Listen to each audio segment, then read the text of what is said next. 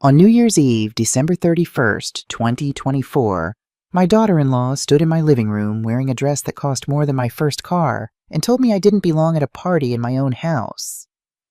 "Dina," Savannah said, her voice dripping with that fake concern she'd perfected over 6 years of marriage to my son. "Why don't you go upstairs and get comfortable? You can watch the ball drop on TV. This party really isn't for someone your age." 40 family members, cousins, nieces, nephews, people I'd fed at my table for decades, laughed. Someone in the back yelled, "Make sure you turn on the subtitles for her." More laughter, louder this time. "I'm Idina Menzel. I'm 70 years old. I live in Chicago, Illinois, and I built a real estate empire worth $4.2 million with my own bleeding hands." I smiled. Calm, steady, the kind of smile that should have warned them. "You're right, Savannah," I said. "Something is going to drop at midnight, but we're all going to watch it together. On this screen." I pointed to the 75-inch television my son Thomas had insisted I didn't need because, as he'd said 6 months ago, "Mom, you probably can't even work the remote." Savannah's smile faltered for exactly 3 seconds. "What are you talking about?" my son Thomas asked. He looked tired. He always looked tired these days. "You'll see," I said. "Everyone will see. At midnight. But let me tell you how I got here. Let me tell you about the woman they thought they could erase while I was still breathing. I came to Chicago on September 23rd, 1979. I was 26 years old with nothing in my pockets but a Greyhound bus ticket stub and my mama's pearls wrapped in newspaper. I'd left Jackson, Mississippi, because there was nothing there for me but dirt roads, and men who thought a black woman's only worth was what she could cook, clean, or birth. My mama, Loretta Mae Menzel, walked me to the Greyhound station at 4 in the morning. The sun wasn't up yet. She pressed those pearls into my hand, the only thing of value she'd ever owned, and said, "Baby, when you get where you're going, you protect what's yours. Don't matter if it's blood asking. You protect what's yours." I didn't understand then. I understand now. Chicago was cold. Colder than anything I'd known. The wind came off Lake Michigan like it had teeth. I found work at Hammond Textiles on the South Side. 12-hour shifts, sometimes 14. My fingers bled from the needles. My back screamed from hunching over the machines. The factory floor smelled like machine oil and sweat, and the dreams of women just like me. Women who came north thinking they'd find something better and learned real quick that better is something you have to build yourself. I made $3.35 an hour. I lived in a room at 427 South State Street, so small you could touch both walls if you stretched your arms out. I shared a bathroom with 6 other women. I ate rice and beans 5 nights a week and saved every penny that didn't go to rent or food. Every New Year's Eve, while other people partied, I sat on my narrow bed with a notebook and counted my money, planned my next move, calculated how long until I could afford something real, something they couldn't take, something that was mine. By March 15th, 1982, I had $8,000 saved. Not enough for a house, but enough for a lot.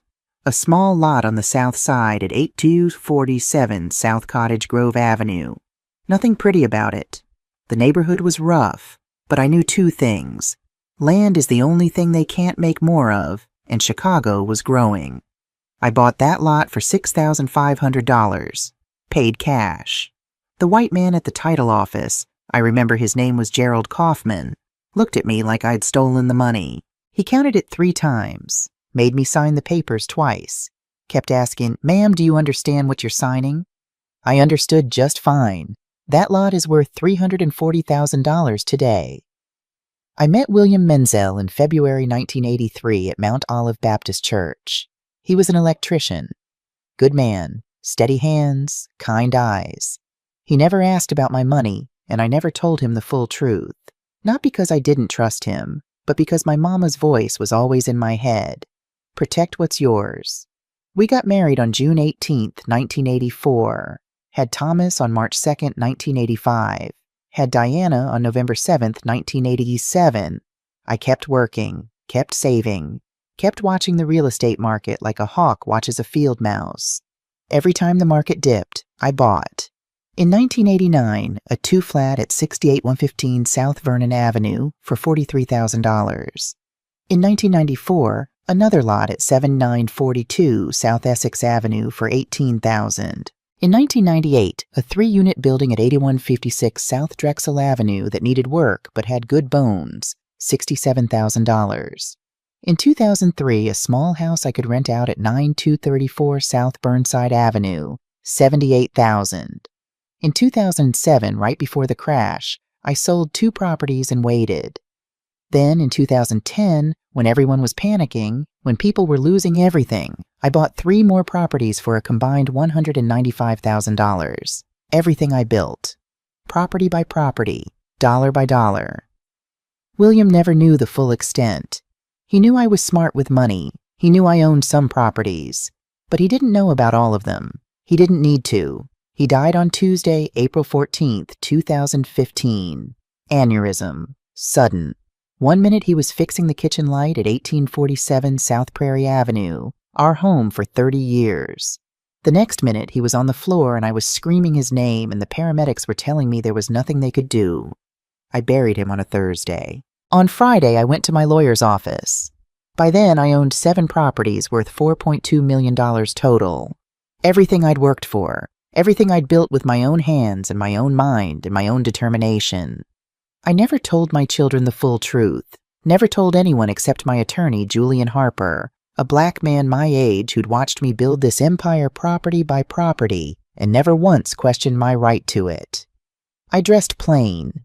Drove a 2006 Honda Accord. Lived modest. Let people think I was just another old woman scraping by on Social Security. $1,423 a month. Because my mama taught me something important. When you're a black woman, when you're old, when you're both, people will try to take what's yours. They'll smile while they do it. They'll call it helping. But I learned to stay quiet. Watch everything. Document everything. Use what you see before anyone knows you saw it. I learned what they don't teach in business schools. I learned it in that garment factory. I learned it on those Mississippi dirt roads. I learned it every time a white man counted my money 3 times because he couldn't believe it was mine. Every New Year's Eve, I took stock, assessed, planned. I just never imagined that one New Year's Eve I'd be planning to take down my own son. Thomas brought Savannah Whitmore home on March 12, 2018. "Mom," he said on the phone, his voice nervous and excited like when he was 10 years old showing me his report card. "I want you to meet someone special. I made pot roast, collard greens, cornbread from scratch. Set the table with the good plates, the ones I'd bought at an estate sale in 1995 for $85. They were worth $300 now, but that wasn't why I kept them. I kept them because they reminded me that value isn't always obvious." Savannah walked through my door like she was inspecting a property she planned to condemn. She was beautiful, I'll give her that. Tall, maybe 5'9", polished. Hair laid perfectly in those beach waves white women pay $200 for. Nails done, gel manicure, pale pink, perfect. She wore a cream-colored pantsuit that probably cost more than my monthly grocery bill. She smelled expensive. Not the perfume you buy at Macy's, but the kind you get at those boutiques on Michigan Avenue, where they don't put price tags on anything because if you have to ask, you can't afford it. "Mrs. Menzel," she said, extending her hand. "It's so lovely to finally meet you." Her handshake felt like touching something dead. Cold. Firm enough to seem confident, but no warmth behind it. "Call me Idina," I said, because that's what polite people do. She smiled. "Idina, what a beautiful home you have. So, vintage." Vintage. Like my house, my own house that I'd fought for, was something you'd find in a museum instead of something I'd bled for. We sat down to dinner. Thomas couldn't stop looking at her, couldn't stop smiling. My boy was gone, completely gone, and she knew it. "So, Idina," Savannah said, cutting her pot roast into perfect little pieces, each exactly the same size. "Thomas tells me you've lived here for years. Do you own this house?" First red flag. You don't ask about property ownership at a first meeting. Not unless you're calculating something. "I do," I said. This is my house. That's wonderful. She took a sip of water. Real estate in this neighborhood has really appreciated, hasn't it? You must have quite an asset here. It's my home, I said. Of course, another smile. This one didn't reach her eyes. I just mean, you're sitting on a gold mine. Have you ever thought about selling, moving somewhere more manageable? At your age, all this upkeep must be exhausting. At your age, she'd known me for 15 minutes and she was already calculating my expiration date. Thomas jumped in. Mom loves this house, Savannah. She's not going anywhere. Oh, I know, Savannah said quickly. Too quickly. I just worry about her. It's such a big house for one person. I set down my fork slowly, deliberately. I manage just fine. I'm sure you do. She reached across the table and patted my hand, patronizing, like I was a child who needed reassurance. Thomas just talks about you so much. He worries, you know. We both do. They'd been dating for 4 months, and she was already speaking for both of them. After dinner, while Thomas was in the bathroom, Savannah wandered through my living room, touching things, picking up picture frames, running her fingers along the mantel like she was checking for dust. You have so many family photos, she said. It must be hard being here alone with all these memories. I like my memories, I said. Of course you do. She picked up a photo of William taken in 1998 at Navy Pier. Thomas's father was very handsome. I'm so sorry for your loss. It must be difficult managing everything by yourself. The house, the finances, all of it. There it was again. Money, property, management, everything I'd built. She set the photo down. You know, Thomas and I have been talking about the future, about starting our lives together, about family. That's nice, I said. My hands were folded in my lap, steady. We want to make sure everyone's taken care of, she continued, smooth as silk, that there's a plan in place for everyone. A plan, I repeated. For your future, she said. Thomas is your only son. We want to make sure you're protected, that everything you've worked for stays in the family. I smiled. That's thoughtful of you. But what I was thinking was, you've been in my house for 2 hours and you're already counting my assets. I had no idea that within 6 months she'd be doing far worse than counting. They got engaged on June 23rd, 2018. Thomas called me crying, happy crying. Mom, she said yes, we're getting married. I wanted to be happy for him. I wanted to believe that my boy had found someone who loved him for him, and not for what he could give her, but my mama's voice was in my head. Protect what's yours. That's wonderful, baby, I said. I'm happy for you. I wasn't. On September 8th, 2018, Thomas came to me, nervous, twisting his hands the way he used to when he was a boy, asking for something he thought I'd say no to. Mom, I need to ask you something. What is it? Savannah's family. They're going through some financial difficulties. Her parents can't afford the wedding venue we wanted. It's $35,000. I felt my chest tighten. That's a lot of money for a wedding, Thomas. I know. But Mom, she's the one. And I want to give her the wedding she deserves. I'll pay you back, I promise. We'll draw up a contract and everything. I looked at my son, 40 years old, successful civil engineer making $97,000 a year. And he was here begging me for $35,000 for a woman I'd met twice. Benjamin, I said. I still called him by his middle name sometimes when it was just us. Are you sure about this? Please, Mom, I'll pay you back every penny, with interest if you want. I should have said no. I should have listened to the voice screaming in my head. But he was my son, my baby, and he was looking at me with those eyes that used to look up at me from his crib, that used to run to me when he scraped his knee, that used to tell me I was the best mama in the world. All right, I said. But we're doing a contract, in writing. Of course. Thank you, Mom. Thank you so much. We never did that contract. and that $35,000 was just the beginning. The wedding was on November 17th, 2018. Big. Expensive. Over 200 people at the Drake Hotel. Savannah wore a dress that probably cost $15,000. Everything was white and gold and dripping with money that wasn't theirs. My money, from everything I'd built. I sat in the front row wearing my best dress, a navy blue suit I'd bought at Nordstrom Rack for $89, and my mama's pearls. I watched my son marry a woman who looked at him the way a shark looks at blood in the water. At the reception, Savannah found me at my table. "Thank you so much for everything, Idina," she said, hugging me.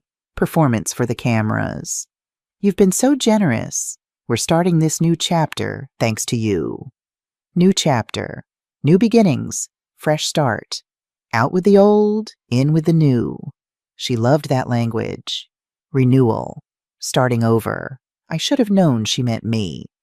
They moved in on June 15th, 2019. Thomas called on a Tuesday evening, June 11th. "Mom, can we come over and talk?" They showed up that evening with folders. Actual folders with charts and documents and a presentation. Like she was pitching a business deal for my house. My own house. "Idina," Savannah said, sitting on my couch like she already owned it. "We've been thinking. You've been alone in this big house for 4 years now. That's a long time." "I'm fine," I said. "We know you say that," Thomas said. He looked tired. He always looked tired now. "But Mom, what if something happens? What if you fall? What if you need help?" "I'll call 911 like everyone else." Savannah leaned forward. Concerned face. Practiced. "Idina, we want to be here for you. Thomas and I have been talking, and we think it would be best for everyone if we moved in. That way you're not alone. We can help with the house, with everything." I felt something cold settle in my stomach. "You want to move into my house." "We want to take care of you," Savannah corrected. "And honestly, it would help us, too. Rent in Lincoln Park is $2,800 a month for a 1-bedroom. We're trying to save for our future. For a family." "It would be temporary," Thomas added. "Just until we get on our feet." Every instinct I had was screaming no. But what was I supposed to say? That I didn't trust his wife? That something about her made my skin crawl? That I'd rather be alone than have them in my space? He was my son. "All right," I said. "Temporarily." Savannah's smile was instant. Bright. Victorious. They moved in that weekend. By the second week, my house wasn't mine anymore. Savannah started with the quilts. I had 5 of them, handmade by my grandmother Essie Mae, my mama Loretta, and me. Quilts that had stories sewn into every stitch. The wedding ring pattern from 1952. The log cabin design from 1968. The starburst I'd made in 1991 when Thomas graduated high school. I came home from Jewel Osco on June 28th with groceries, and they were gone. "Where are my quilts?" I asked. Savannah was rearranging the living room furniture, moving my mama's rocking chair from the corner by the window where it had sat for 30 years. "Oh, those old things? Idina, they were falling apart. I took them to Goodwill on Clybourne Avenue. You should have seen the woman's face. She was so grateful." "Those were my grandmother's quilts." "I know, sweetie." Patronizing, like I was a child who'd lost a toy. But sometimes we have to let go of the past to make room for new beginnings. You understand, right? I understood that she'd just thrown away pieces of my family history like they were trash. "Next time," I said, my voice steady and cold, "ask me first." "Of course," Savannah said, but her smile said she'd do whatever she wanted. The next week, she took over the kitchen, reorganized everything, threw out my cast iron skillet, the one I'd been seasoning for 40 years, because it looked old and crusty. Replaced it with a $97 all-clad pan from Williams-Sonoma that food stuck to. She redecorated the living room, moved furniture without asking, took down family photos, my wedding picture, Thomas and Diana's baby photos, William's military portrait, and replaced them with abstract art from West Elm that cost $349 per piece. I know because I saw the receipt on the counter. Then she took over William's study. I came home on July 19th. I remember the date because it was our wedding anniversary. 35 years if he'd lived. And the room was empty. His books, his desk, his reading chair where he used to fall asleep with the Chicago Tribune on his chest. The smell of his cologne that had somehow lingered for 4 years. Gone. Where are William's things? My voice cracked. I couldn't help it. Savannah didn't even look up from her laptop. In the basement. Idina, that room was just collecting dust. It's been 4 years. You need to move forward. Let go of the past and embrace new beginnings. New beginnings. She kept saying that. Out with the old, in with the new. That was my husband's space. And now it's my office. She looked up, smiled. You understand, don't you? We're all living here together now. We all need our space. This house has 4 bedrooms. You don't need all of them. I stood in the doorway of that empty room, walls painted from Williams' deep blue to Savannah's gray. Agreeable Gray by Sherwin-Williams, $263 for 5 gallons, and felt something inside me crack. But what Savannah didn't know, what she couldn't have known, was that I don't break. I bend, I crack, I bleed, but I don't break. By August 14th, I was a servant in my own house. Savannah would leave lists on the kitchen counter, printed lists, bullet points. Tuesday, August 13th, 2019. Grocery shopping, list attached. Dinner ready by 6 o'clock p.m. Thomas has been working so hard. Guest bathroom needs cleaning. Laundry, darks and lights separate, please. Like I was the help. Idina, can you make sure dinner's ready by 6? Savannah would say, not looking up from her phone. Thomas has been working so hard. He needs a good meal. Idina, we're having people over Saturday. I'll need you to clean the guest bathroom and maybe make that pot roast. Everyone loved it at Christmas. Idina, the laundry needs folding. Thomas never said anything. He'd come home exhausted, kiss Savannah, eat the dinner I made, and fall asleep on the couch by 8:30. I started eating my meals alone in my bedroom. It was easier than sitting at my own table being ignored. On August 28, 2019, at approximately 11:15 p.m., I heard them through the wall. Your mother's been acting strange, Savannah said. She's just adjusting, Thomas mumbled, half asleep. I don't think it's that simple. Have you noticed how she forgets things? How confused she seems sometimes? I pressed my ear to the wall. 70 years old and pressing my ear to the wall in my own house. Mom's fine, Savannah. I'm not so sure. A pause. Thomas, I think we need to start thinking about long-term plans. Your mother's not getting any younger. She might need professional care soon. You think Mom needs a nursing home? I think we need to be realistic. And we need to make sure everything is handled properly. Her finances, her properties, everything. Before things get complicated. My heart was pounding so hard I thought they'd hear it through the wall. Silence. I just want what's best for her, Savannah said, soft, concerned. And what's best for us, for our future. I sat back against the wall, breathing, just breathing. They were planning something, and I needed to know what. On September 3rd, 2019, I called Ruby. Ruby Menzel was Thomas's daughter from his first marriage to Patricia.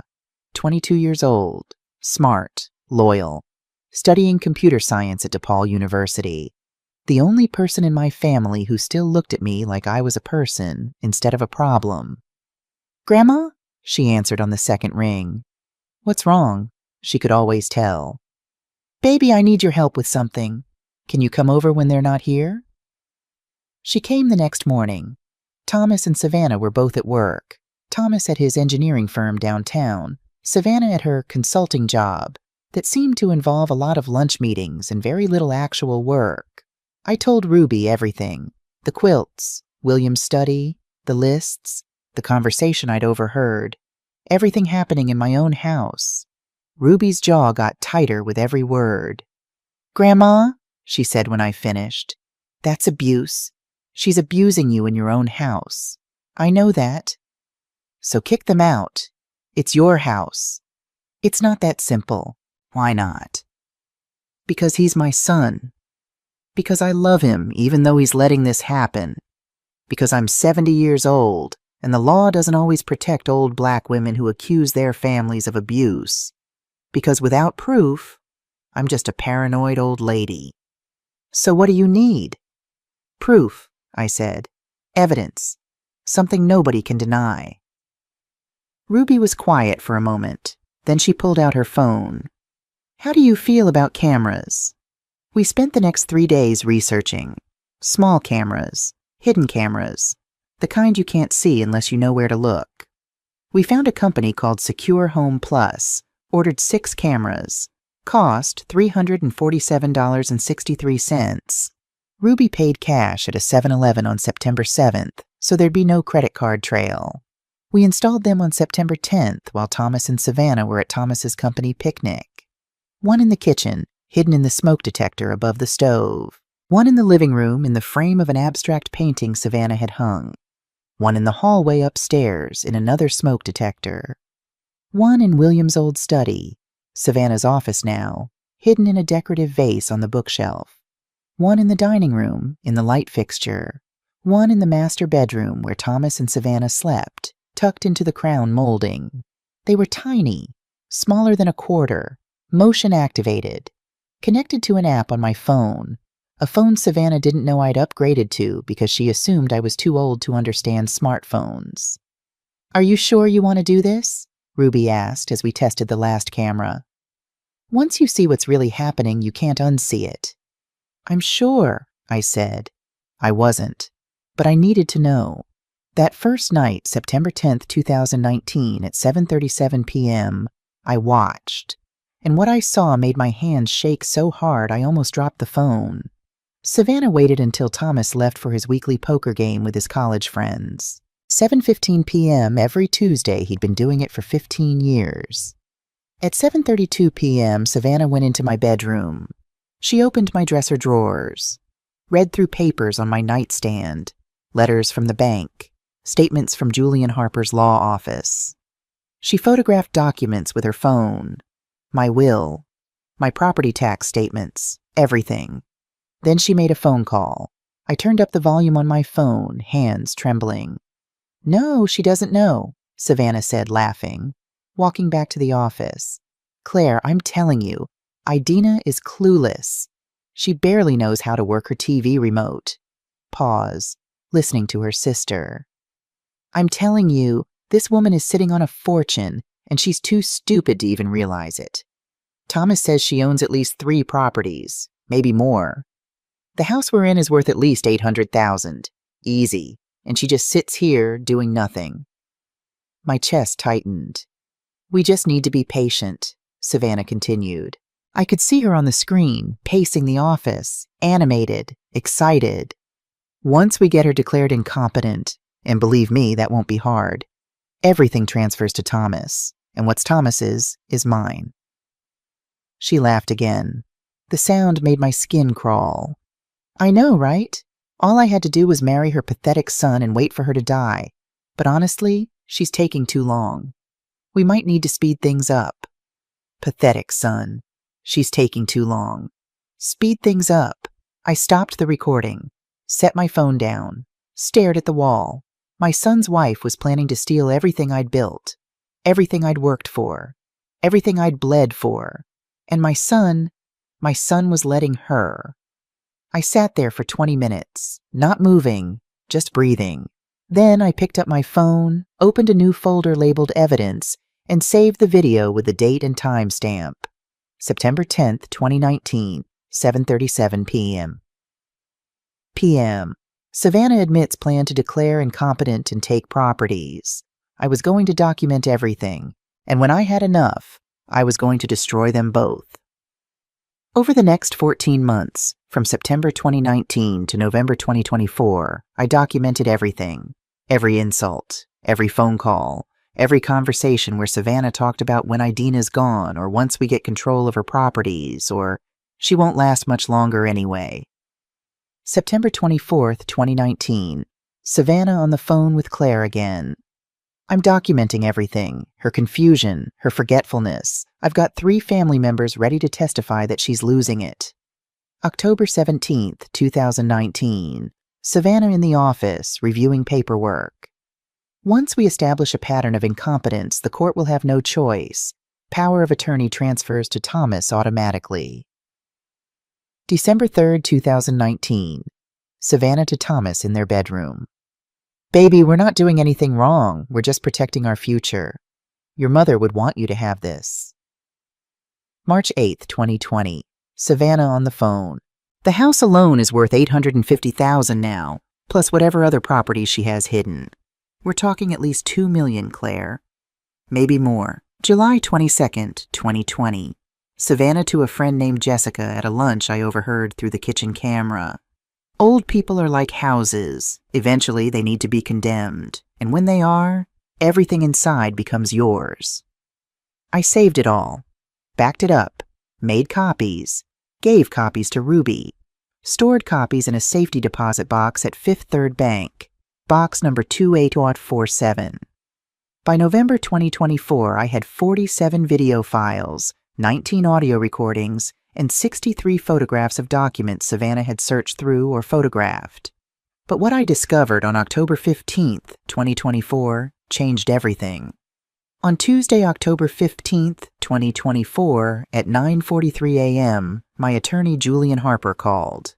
"Adina, we have a problem," Julian said. His voice was tight, controlled, but I could hear the anger underneath. "A serious problem." "What kind of problem?" "Someone tried to transfer 2 of your properties into Thomas and Savannah's names. The documents came through to my office this morning. The 2 flat on South Vernon Avenue and the house on South Burnside Avenue. Combined value, approximately $1.3 million. The room tilted. "What?" "The paperwork has your signature on it. But Adina, I know your signature. I've seen it 1,000 times over 30 years. This isn't it. My properties. Everything I'd built. They forged my signature." "Yes." A pause. "Adina, I need to tell you something else. Savannah came to see me on September 23rd. Alone. She wanted information about your holdings. All of them. She said you'd asked her to handle your affairs, but couldn't remember the details." My hands were trembling. "What did you tell her?" "Nothing. I told her that any information about your estate required your direct authorization and physical presence. She wasn't happy. She implied you were becoming forgetful, that maybe I should consider whether you were still competent to manage your own affairs.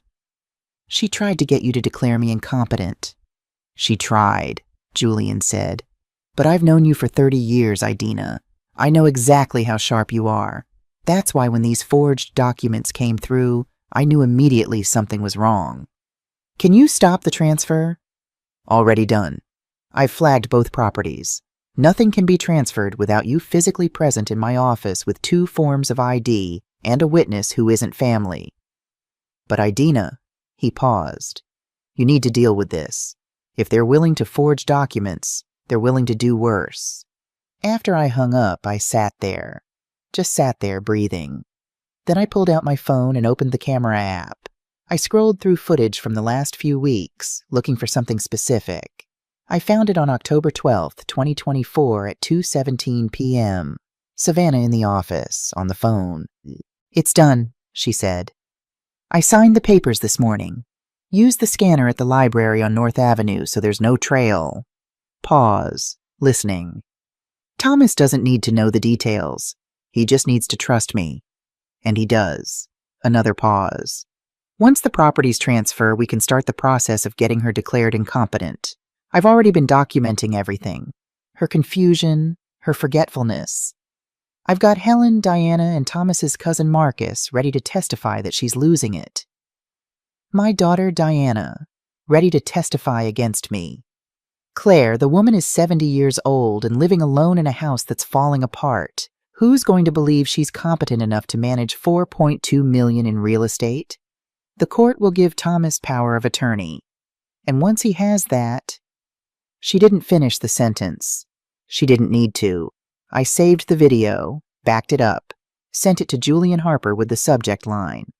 "Evidence of fraud, October 12th, 2024. Then I scrolled back further. Looking for Thomas. I found him on October 1st, 2024. Late night. 11:47 p.m. Thomas and Savannah in their bedroom. "Are you sure about this?" Thomas asked. His voice was uncertain, scared. "Baby, we've been through this." Savannah's voice was patient, patronizing.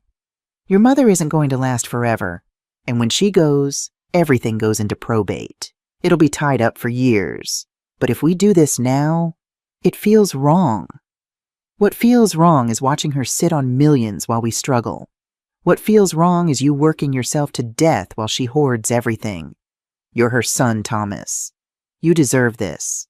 We deserve this." Everything I'd built, and he thought he deserved it. Silence. "She'll understand eventually," Savannah continued. "We're just starting the next chapter early, that's all." "I don't know." Her voice got sharper. "Do you trust me?" "Of course I do." "Then trust me on this. Your mother will be taken care of. We'll make sure she has everything she needs. But we need to think about our future, our family, the children we want to have. We can't do that living paycheck to paycheck while she sits on a fortune." More silence. Then Thomas said quietly, "Okay, do what you need to do." I stopped the video. My son, my baby boy, the child I'd carried for 9 months, the boy who used to crawl into my bed during thunderstorms, the man I'd sacrificed everything for. He'd just given his wife permission to rob me. I sat in my bedroom, the small guest room that had become my entire world, and I cried. Not because I was surprised. The cameras had prepared me, but because knowing and seeing are two different things. I cried for 20 minutes. Then I stopped, wiped my face, opened my laptop, and I started planning the rest of my life. A life that no longer included my son. On November 4th, 2024, my daughter Diana called. "Mom, we need to talk." "About what?" "About you." She sighed like I was exhausting her. "Savannah's been telling me some things. She says you've been forgetting stuff, getting confused. She's worried about you." "I'm not confused, Diana." "That's what confused people say, Mom." Her voice was gentle, patient, the way you talk to someone you think is losing their mind. "Look, nobody's saying you're, but maybe it's time to think about making some changes. Downsizing, getting help, making sure everything's organized for the future." "My future is fine." "Is it? Mom, you're 70 years old. You're living alone in that big house. What if something happens? What if you fall?" "What if I'm fine and everyone would leave me alone?" Silence. "Mom, I'm trying to help." "No," I said. "You're trying to make yourself feel better about whatever Savannah's been telling you." She hung up.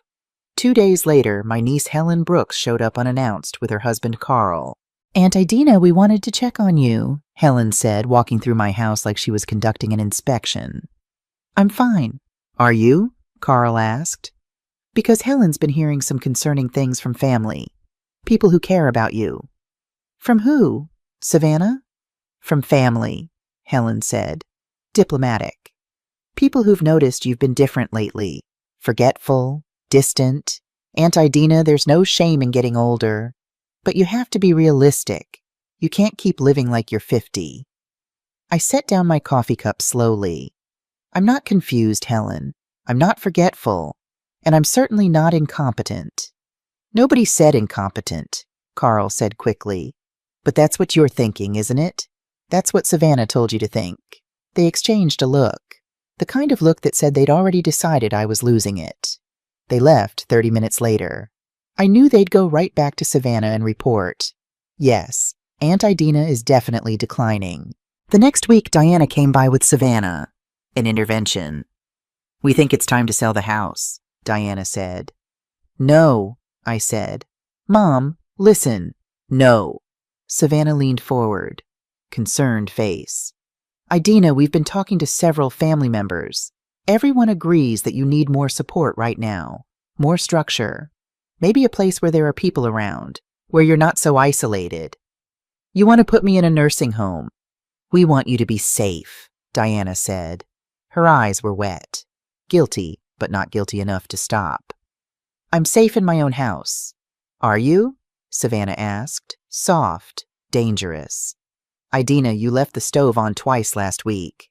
I hadn't, but she said it so confidently that Diana's eyes went wide. Mom, you could have burned the house down. I didn't leave the stove on. See? Savannah looked at Diana. This is what I'm talking about. She doesn't remember. She thinks she's fine, but she's not. This was it. This was how they were going to do it. Lie, gaslight, get enough people to agree that I was incompetent, then take everything.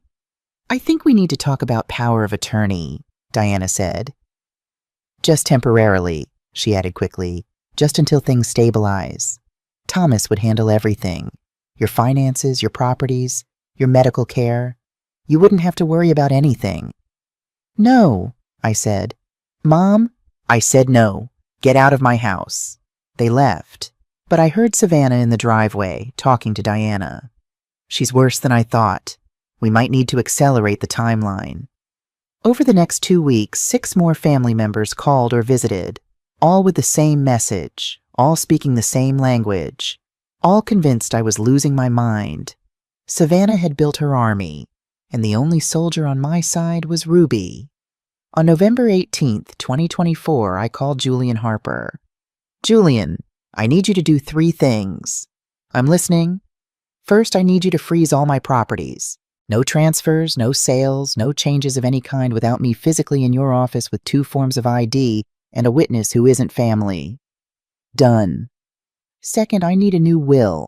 I'm disinheriting Thomas and Diana. Everything goes to Ruby, women's empowerment organizations, and my employees Dorothy and Ruth. They've been with me for years. They deserve it. Silence on the other end. Then, Idina, are you sure? That's your son. I've never been more sure of anything. All right, I'll draft it today. Third, I said, I need you to find me a lawyer who specializes in elder abuse and fraud, because on January 2nd, 2025, I'm pressing charges. Julian was quiet for a long moment. You're really doing this? I'm really doing this. Good, he said. It's about damn time. On November 21st, I met with attorney Patricia Cole. She was 52, sharp, no nonsense. She'd built her career defending elderly people from predatory family members. Mrs. Menzel, she said after I'd shown her all the evidence, every video, every recording, every document. This is one of the most clear-cut cases of attempted elder abuse and financial fraud I've ever seen. With this footage, we can press criminal charges. Savannah could face prison time. How much time? With the dollar amounts involved? 2 to 5 years, maybe more. And Thomas? He's complicit, but he didn't actually sign the forged documents. Savannah did. If he cooperates, he might avoid criminal charges, but civilly he's done. He'll never see a penny of your estate. Good, I said. Patricia looked at me, really looked at me. Mrs. Menzel, I have to ask, are you prepared for what comes next? This is going to destroy your family. My family destroyed itself, I said. I'm just making sure there are consequences. We filed the paperwork on December 20th, 2024, but we didn't serve it yet. We were waiting for New Year's Eve. On December 27th, Savannah announced she was throwing a party. Idina, I've invited the whole family for New Year's Eve, she said, smiling, excited. A big celebration. New year, new beginnings. Everyone's coming. Cousins, aunts, uncles, maybe 40 people. It'll be wonderful. In my house, my own house. That sounds nice, I said.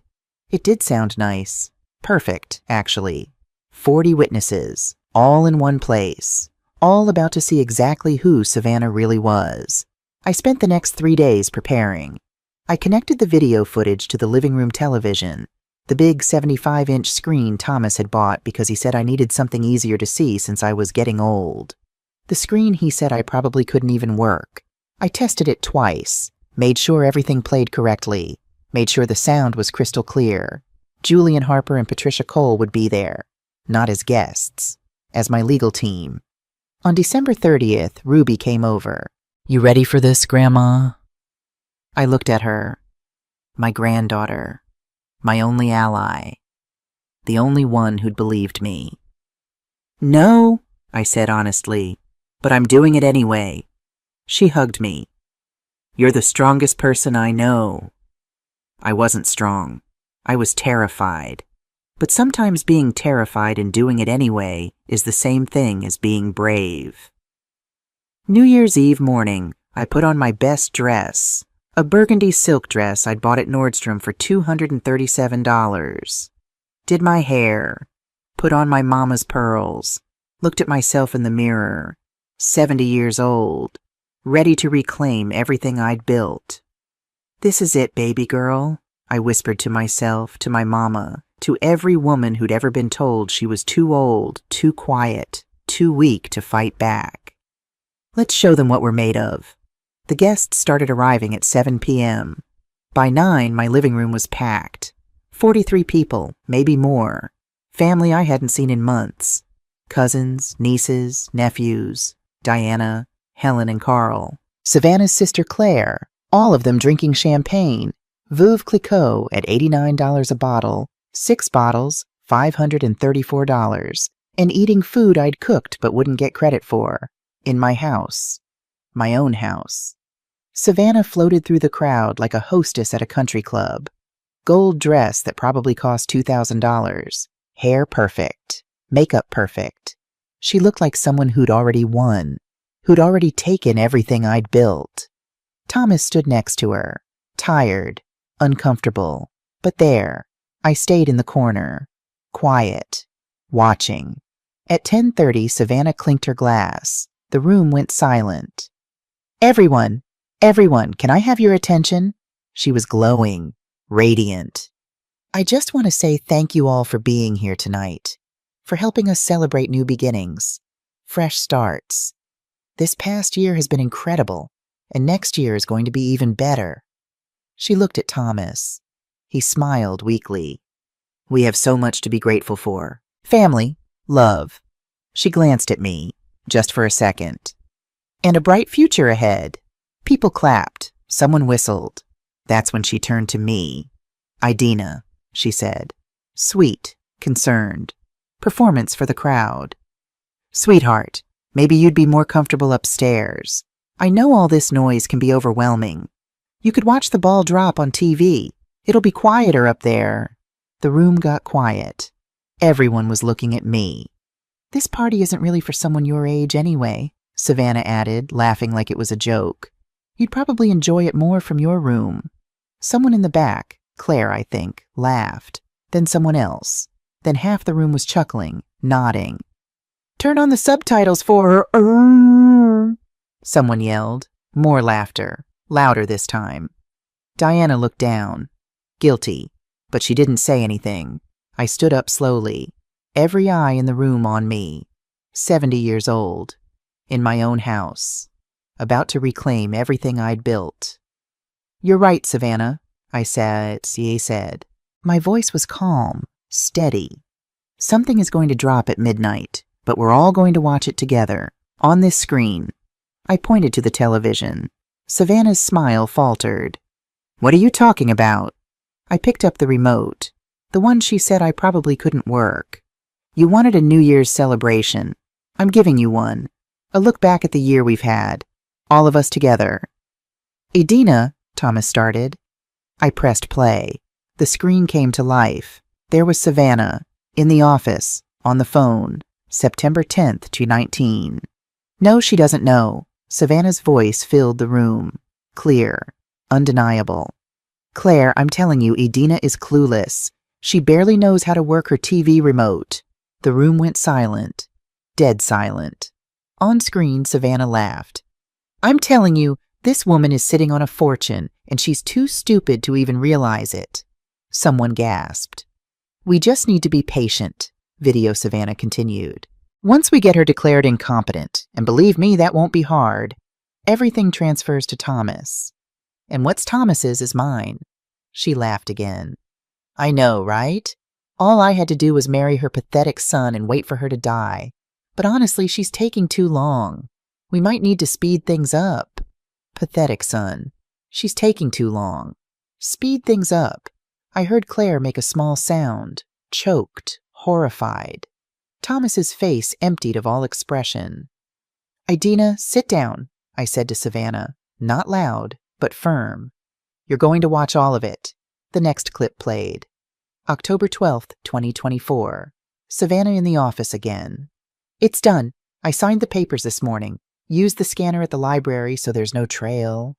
Patricia Cole stepped forward from where she'd been standing by the door, silent until now. "For those wondering," she said, her voice cutting through the shocked murmurs, "the papers she's referring to are forged property transfer documents attempting to steal $1.3 million in real estate.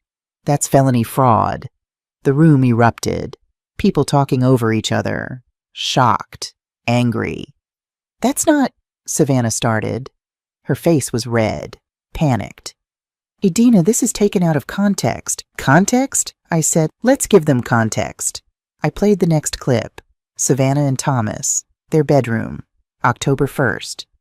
"Are you sure about this?" Thomas's voice asked. "Baby, we've been through this.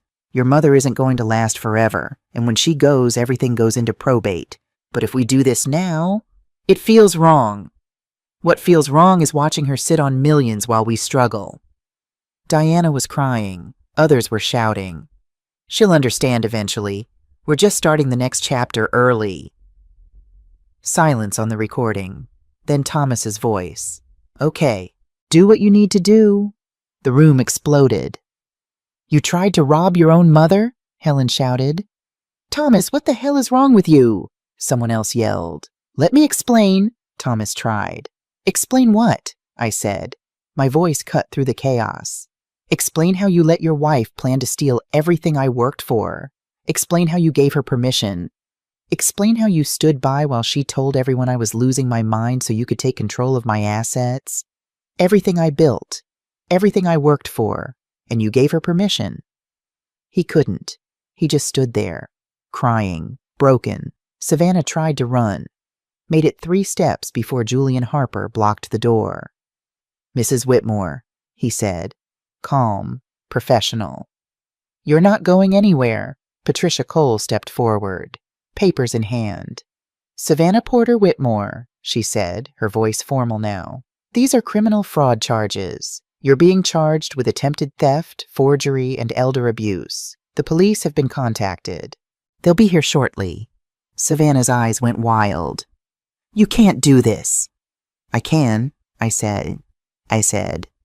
"And I am." I turned to face the room. 43 faces. Shocked. Horrified.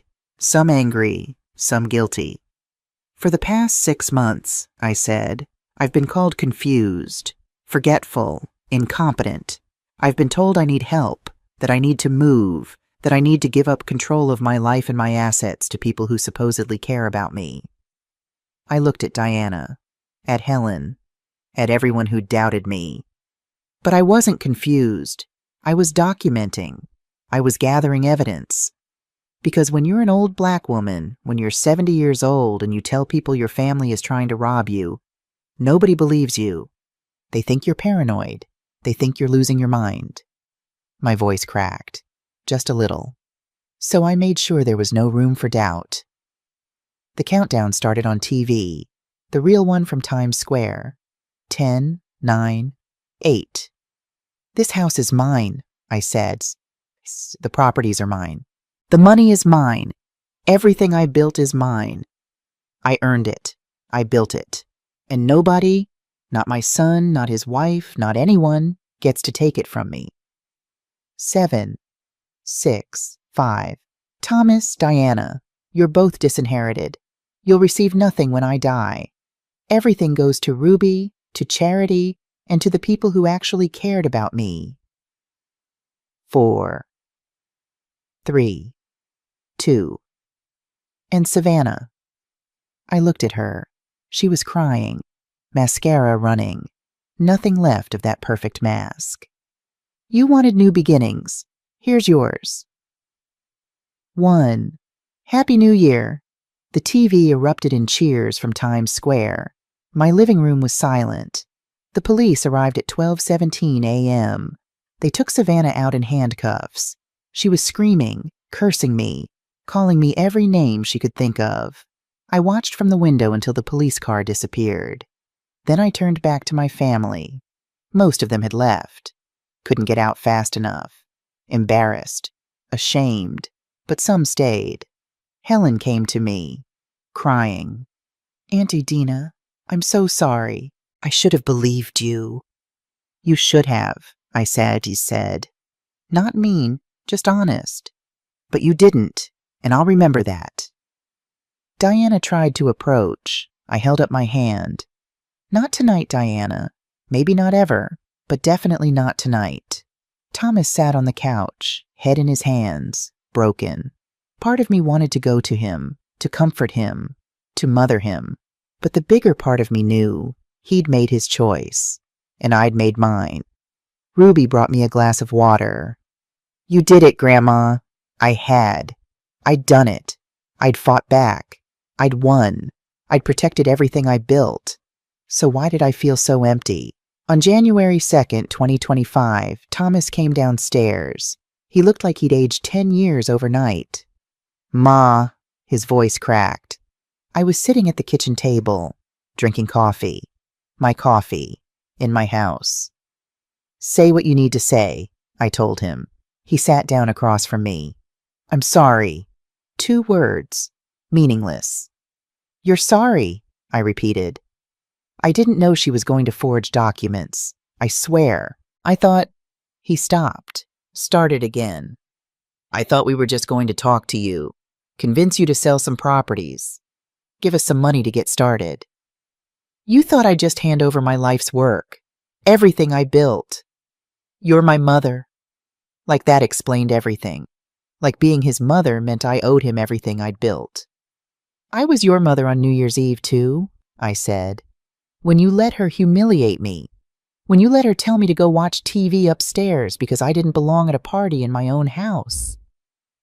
He flinched. "I was your mother when you gave her permission to rob me. When you nodded along while she called me stupid. When you stood by while she tried to get me declared incompetent. Mom, I was wrong. I know I was wrong. But I love you, and I'm asking..." His voice broke. "I'm begging you to forgive me." I looked at my son, really looked at him, saw the little boy who used to hold my hand crossing the street, the teenager who'd been so proud when he got his engineering degree, the man who'd cried at his father's funeral. I also saw the man who'd betrayed me for money, who'd let someone try to steal everything I'd built. "Forgiveness isn't something I owe you because we're blood," I said quietly. "It's something you earn by becoming someone worth forgiving. Apologies without change are just noise, Thomas." "What do you want me to do?" "I want you to leave my house.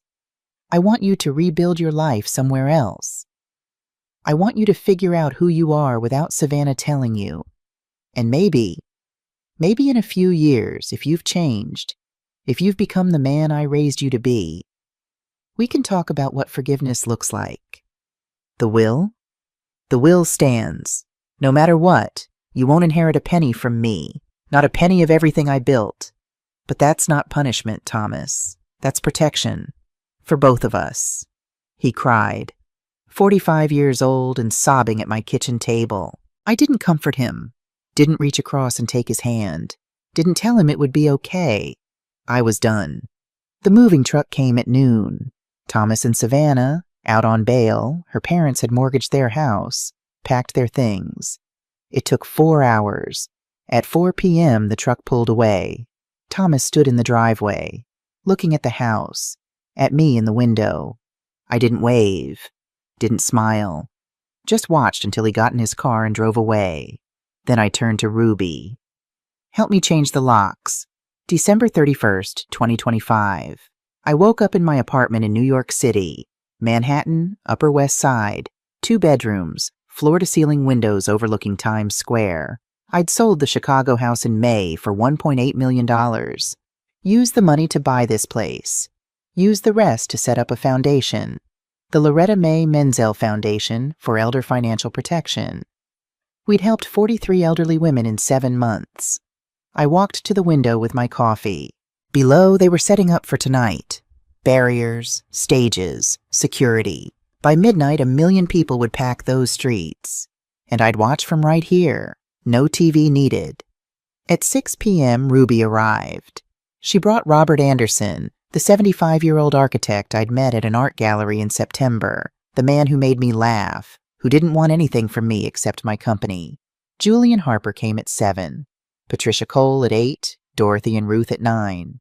We spent the evening talking, laughing, eating food we'd ordered in because I was done cooking for crowds. At 11:59, we gathered at the windows. "Should I turn on the TV?" Ruby asked. "For the countdown?" I looked at her, smiled. "Why would we need TV?" I pointed to the window. "The real ball, the real countdown, right there. No screen between us and life." I raised my glass. "Last year," I said, "I was told to go watch the ball drop on TV upstairs because I didn't belong. I was told I was too old, too confused, too irrelevant. That being 70 years old meant I didn't matter." Everyone was listening. Tonight I'm watching the real thing from my own home, surrounded by people who see me, who chose me, who know what I'm worth. My voice caught, just a little. To women who refused to accept the version of reality others tried to sell them. To women who documented their truth. To women who fought back. To women who survived. To women who protected everything they built. "To Adina," Robert said softly. "To Adina," everyone echoed. The countdown started. 10, 9, 8. The crowd below screamed, cheered, celebrated. 7, 6, 5. I looked around the room, at faces that loved me, respected me, chose me. 4, 3, 2. I looked out the window, at the ball descending, at the confetti ready to explode. 1, the ball dropped. Confetti erupted. The crowd roared, and I stood at my window. 71 years old, finally visible, finally seen, finally home. Ruby hugged me. "I'm so proud of you, Grandma." After everyone left, I sat by the window, watched the sunrise over Manhattan, watched sanitation workers sweep confetti, watched the city wake up. I didn't turn on the TV, didn't need it. The real view was right there. I thought about my mama, about those pearls, about her words. Protect what's yours. I'd protected it. Everything I'd built, everything I'd worked for, everything that was mine. And I learned something my mama didn't teach me, something I had to learn for myself. The greatest protection isn't walls or locks or money. It's knowing your worth when everyone else has forgotten it. It's documenting your truth when no one believes it. It's standing up when they expect you to sit down. It's claiming your space when they try to erase you. I'm Idina Menzel. I'm 71 years old, and I'm still here, still breathing, still fighting, still winning. The ball dropped last year for everyone in Times Square, but it dropped for me too. And when it did, I didn't just survive. I soared.